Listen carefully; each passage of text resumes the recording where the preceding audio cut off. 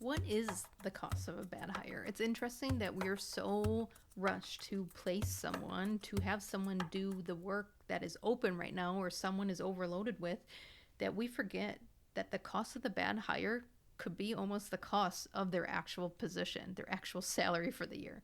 So taking intentional time to do job matching towards what that role not only is currently, but what it will be in the future will reduce costs for the long term.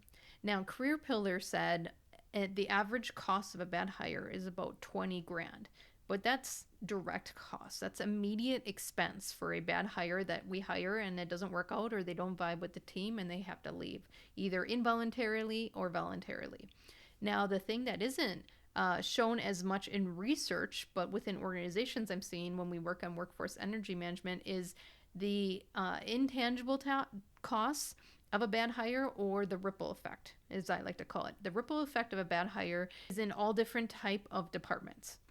So, for example, the manager directly above this bad hire will spend about 17% of their time managing their poor performance, managing this situation, having conversations and meetings with HR and other leaders on how to deal with the situation, how to exit them, how to coach them. So that is an energy drainer for the leader. That's why leaders get in leader low. That's an energy drainer for the team that's just waiting for this bad hire to leave. They're like, are you doing anything with it? Are you doing anything with it? Hey, they're not doing anything with it. I'm going to start looking for another job because I'm not coming in and doing this person's work over and over again. They're supposed to be offloading me, not overloading me. So we have about 20 grand, right? That Career Builder is saying is the cost of a bad hire directly. So direct recruitment and onboarding expense. Then we have about 17% of a leader's time spent on this poor performer, this bad hire, which is just complete waste. It's 100% waste. And I don't know about you, but leaders are paid pretty well. So take 17% of their salary, and that's pretty costly. And then there's indirect costs on the damage of your brand, the damage to client relationships that might be happening, the damage to team morale, right? You hired this bad hire just to fill the spot, and now I got to pick up the slack when I've already told you I'm overloaded. I'm out. You might lose your high performer, your top talent, because they just don't have patience for it. So the other indirect costs of that damage to your brand, the damage to client relationships, even if it gets as far as like the actual service performed with your clients, ouch, they're not going to do business with you again. And then that team morale, that trickle effect, is huge. So steps that we can take to prevent these bad hires, prevent bad onboarding, is to enhance the recruitment process. By utilizing DISC work styles, you can actually job match to the roles, which is so important during changing times right now, to match work styles with the right roles. So if you have a fast-paced role, there's some work styles that candidates should not be placed in. If you have a slow, methodic, steady role and you put a fast-paced person in it, again, there's this immediate conflict of behaviors that's happening. So let's go through these briefly. D's and I's, this is our dominance and influence, or our reds and yellows. They are active. They are fast-paced. They like to lead change and innovate and create. They want micro tasks for big movements. Right? These are our change makers. They want to move. They want to create. They want variety. So those are our D's and I's.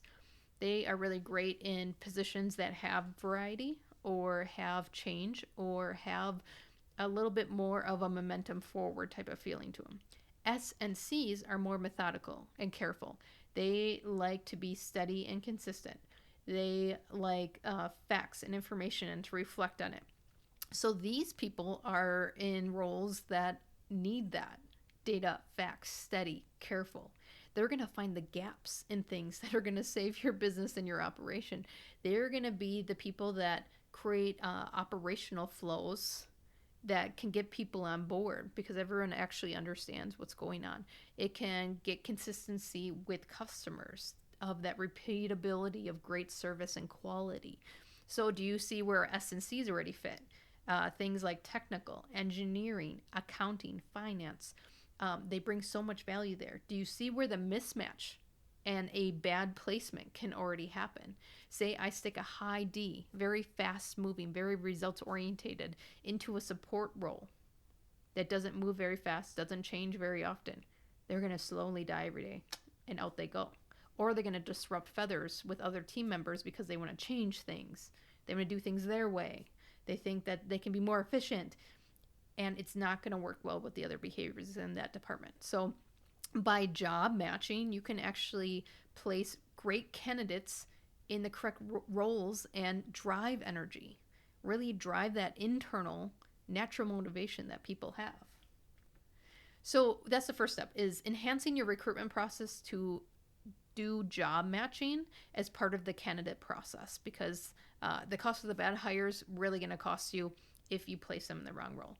The second thing I want you to do is look at how you onboard and the regular feedback loops that are happening with that new hire. Usually we are bombarded with training the new hire that we forget about the feedback portion. We forget that we've been there a time before, and we saw things that were dysfunctional, or we couldn't find resources or information, and you just had to keep going. You had to keep going. They called that drinking from a fire hose type of training. And although many of us have went through that training, it could have been done better. And that's a conversation I have with some of our traditionalists in the workforce. Is they'll say something like, well, I got trained that way and I turned out fine. We're doing better. We're doing better than we have before, and that's what is attracting top talent, is because we're doing better, our operations are better, our communication is better, our team trust is better.